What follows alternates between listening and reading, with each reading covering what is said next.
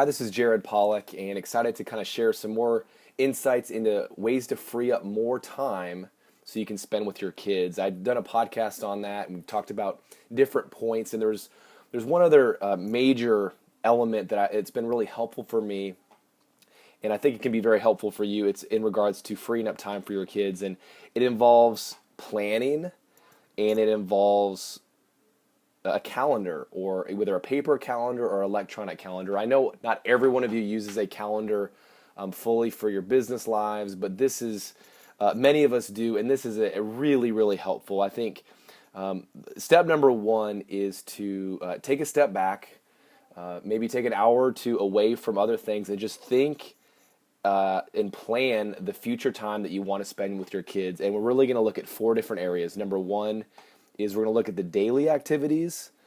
Number two is the weekly activities. Number three is the monthly activities. And number four is the yearly activities. And what you want to do is get real detailed with what you want to do with your kids, how much time you want to spend, and actually lock it into your calendar. Just like if you're having an appointment at work with your boss, or if you're in sales, if you're having an appointment with your most important client.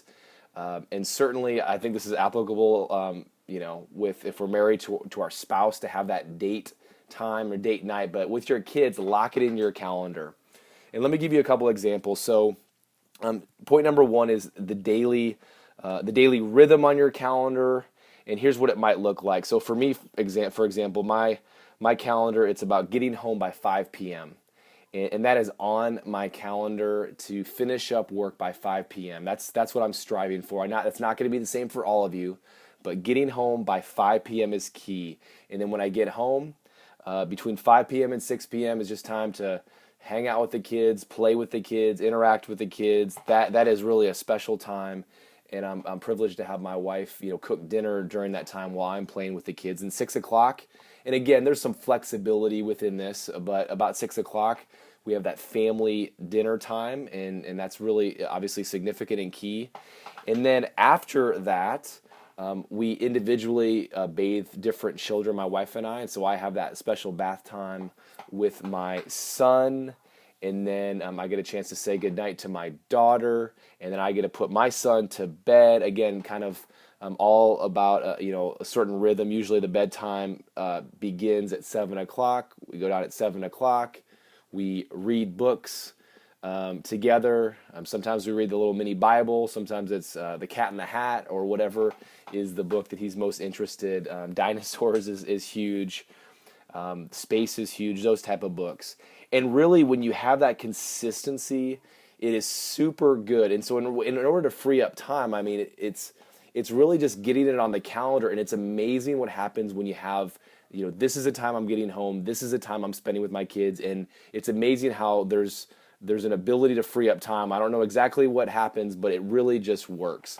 So that's something for daily. In terms of weekly, just scheduling a time to get away maybe for an hour or two with just your kids collectively, or with each individual kid. So it might be just, grabbing ice cream on Saturday afternoon, or it might be donuts with daddy on Saturday morning. You just get that on your calendar or into your rhythm, and just do that consistently every week. I mean, just imagine if you start setting up those daily rhythms on your calendar, and then you get that weekly thing going. That is a special, special memory with your kids that you won't forget, and they won't forget either.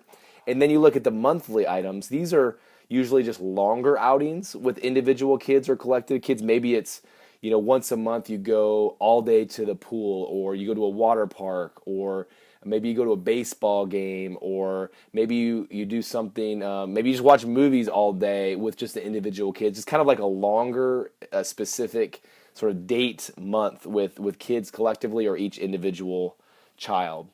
And then fourth, which is yearly, which I'm actually aspiring to get to the yearly. I have not done this yet because my kids were really young. As they get older, this is definitely more applicable.